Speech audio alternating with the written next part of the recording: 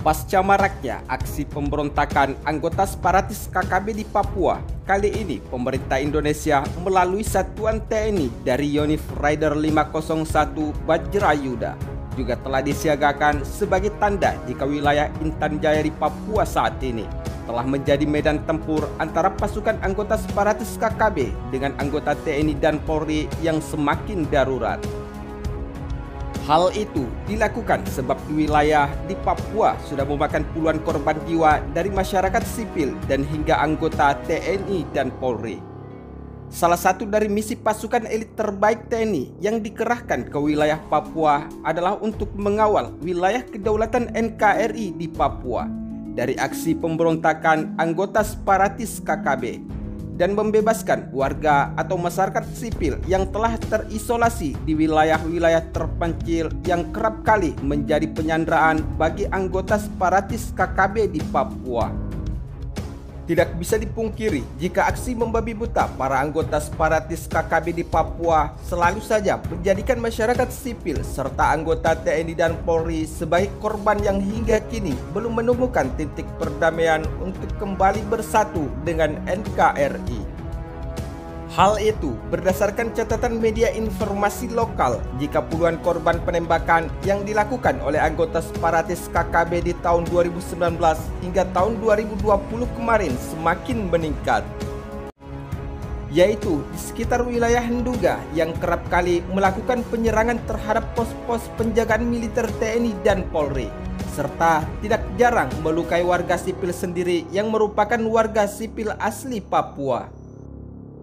Sementara itu, Yonif Rider 330 Tridharma telah diberangkatkan pada Juni 2020, yaitu tugas pokok mereka adalah sebagai Satgas Pamtas Penyangga Mobile terhadap Satgas Pamtas Mobile Republik Indonesia dan Papua Nugini Yonif Rider 305 Tengkorak. Namun, selang beberapa hari terjadi aksi baku tembak dan saling serang antara anggota KKB dan TNI Polri di wilayah Intan Jaya, Papua.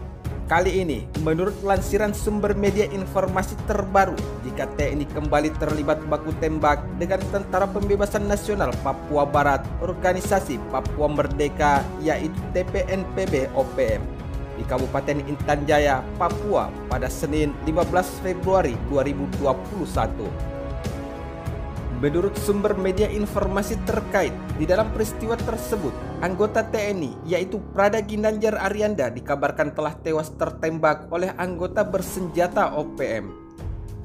Adapun kronologi aksi saling serang atau baku tembak antara anggota TNI dan Polri dengan kelompok bersenjata OPM TPNPB di wilayah perbatasan Papua. Prada Ginanjar ditembak oleh komplotan bersenjata OPM sekitar pukul 8.23 WIT.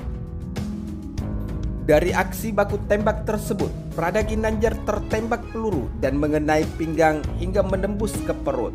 Namun, walaupun korban langsung dievakuasi dengan menggunakan pesawat heli ke Timika, tetapi Prada Ginanjar meninggal saat dalam perjalanan.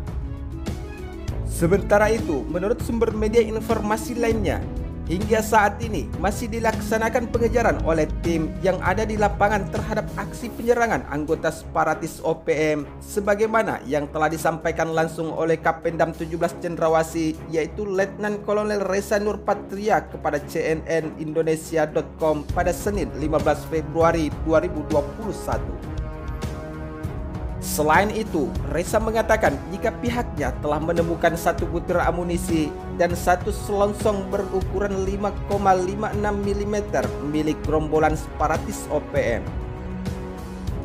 Adapun prajurit TNI Prada Ginanjar yang telah menjadi korban saat terjadi aksi baku tembak antara OPM dan TNI di wilayah Intan Jaya adalah merupakan salah satu anggota Satgas Yonif R400BR asal Satuan Yonif 406 Brigif 4 di bawah Kodam 4 di Penogoro. Sementara itu, di sisi lain, secara terpisah, juru bicara TPNPB OPM yaitu Sebi Sambon mengakui jika pihaknya yang menembak Ginanjar dalam aksi baku tembak tersebut. Sebi menyebut bahwa baku tembak antara TNI dan kelompokan masih berlanjut hingga saat ini dan akan berakhir hingga waktu yang telah ditentukan. di bawah pimpinan Sebianus Waker bertanggung jawab.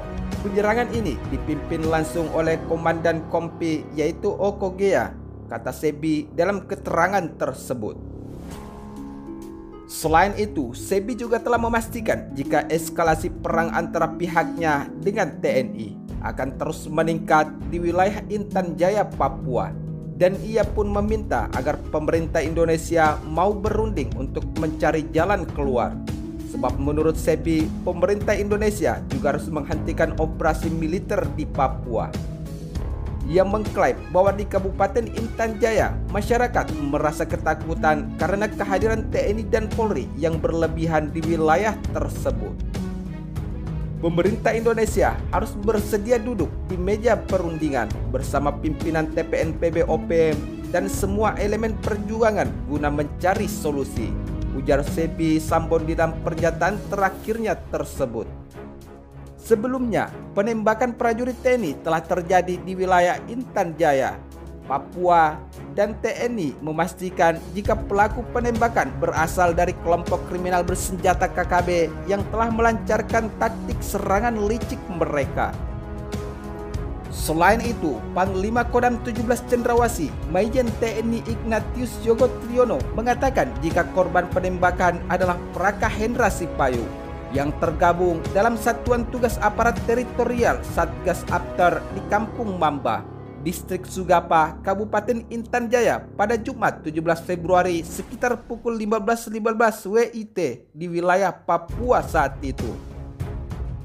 Sementara itu, di sisi lain, menurut sumber media informasi terkait, selain Prada Maulana dan Praka Hendra Sipayung yang telah menjadi korban keberingasan gerombolan anggota separatis KKB di wilayah Intan Jaya dan beberapa titik di Papua di bulan Februari ini, Pratu Roy dan Pratu Dedi Hamdadi adalah salah satu anggota TNI yang gugur tertembak senjata oleh anggota separatis KKB saat menjalankan tugas pengamanan di wilayah tersebut.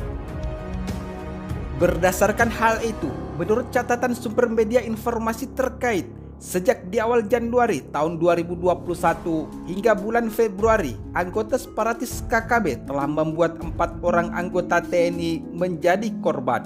Dan 1 orang warga masyarakat sipil Papua telah menjadi korban penikaman oleh anggota separatis KKB, yaitu tepatnya di wilayah Intan Jaya, Papua pada 9 Februari 2021 kemarin.